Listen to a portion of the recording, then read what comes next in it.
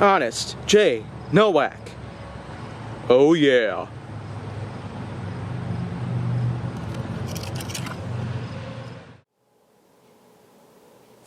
A pleasure to meet y'all at last, and welcome back to Honest J. Nowak, Flying with the Foam, and overall, some pretty good awesomeness that I hope to have down the line from this point going forward, because, after all, the black pad here basically states that episode number 642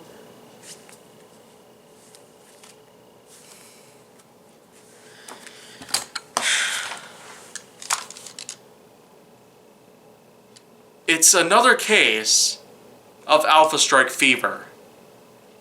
And man, oh man, is this level of the fever pretty deadly. Because, well, okay, first of all,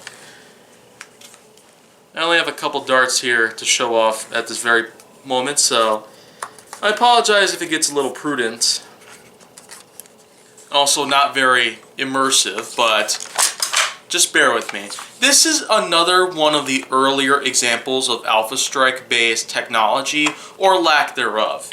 Alpha Strike, of course, in the Nerf industry, was known for being a pretty big belated competitor to that of most competitors of Nerf that were selling their blasters for a much cheaper price, and by today's standards, most of them could actually get better performance at a smaller cost.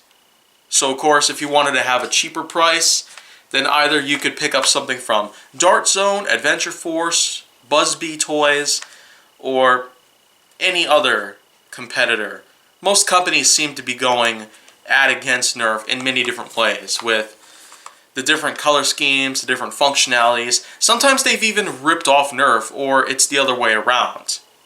As in the case with the Zuru X-Shot blaster, that Nerf eventually rips off and creates the Flip Fury back in 2014. So that's just one case out of several that I've known of for a while. But today, it's almost unpredictable what Nerf will do. Well, anyways, being that this is a belated answer to Nerf's competitors being much more cheaper with their blaster sales, it seems that, well, this right here would have become something of true, impeccable desire, and also plenty of other interesting quirks and tropes and additives that probably would not have been present in most other Nerf blasters.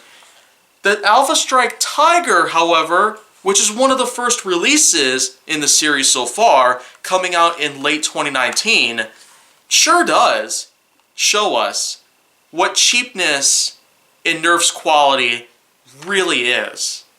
Because Nerf's had little to no experience with handling blasters that are on the cheaper side. As in manufacturing or functionality and all that, Nerf hardly has a way of giving us a good path down the line to where we can find ourselves a blaster that can be purchased for less than $20, yet still perform very well. I will say, though, that the Tiger really does show the many aspects of how cheapness is very effective at either ruining or improving a blaster's performance. Well, from my point of view, first time I talked about the Tiger was, of course, in Aftersaught last year. So, I don't really mean to change my mind so soon at this point, but I feel like it might as well just be addressed. The Alpha Strike Tiger is without a doubt a not-so-good blaster in the industry. And being that this came out in 2019, a time when Nerf had their 50th anniversary, we would have expected a lot of amazing things to happen. And they sure did try to do their best to really up the scale with Nerf blaster sales and all that good stuff by pretty much bringing back Zombie Strike, Mega, Elite into the picture, but also introducing some new series like Ultra and Alpha Strike. So that's pretty much another big thing of 2019 that Nerf has pretty much taken on with. We also can't forget the time that 2019 was also the time where I made a huge reformatting to Nerf Secrets Revealed at the time, because it was during seasons 6 and 7 that I pretty much started to do things a lot differently. And as a result, well, you could look at Nerf Secrets Revealed in a lot of different ways, but, well, it is what it is. High quality content that I really, really want to continue work on.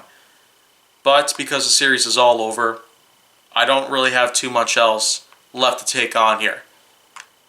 But going all the way up to the present here, this is Flying with the Foam, late to early 2020 and 2021.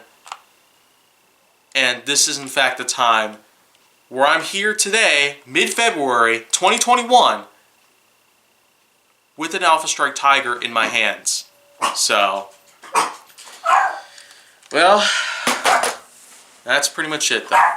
The Tiger sure does have a good way of throwing us in a different direction, being that it is in fact a pump shotgun, which kind of reminds me of a few others here and there. The rough cut, the double breach, and some others out there with a pump grip on the bottom. And, well, although some of them don't really have a method of either multi-shotting or slam firing, this one, however,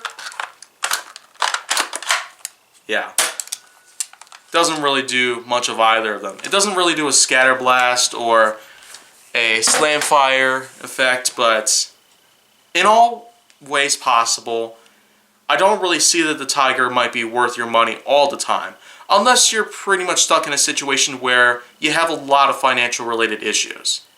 Not going too deep into it, but I've seen a lot of people struggle.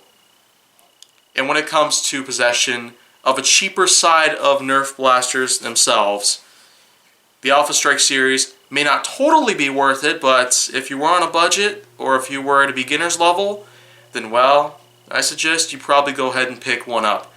You can find the Tiger on its own sometimes, but other times you can only find them exclusive to some sets. I got my Tiger as part of a set that also featured the Alpha Strike Wolf, so I'd say it was a pretty good value for what it was, being that it was only around 20 bucks for the whole entire thing.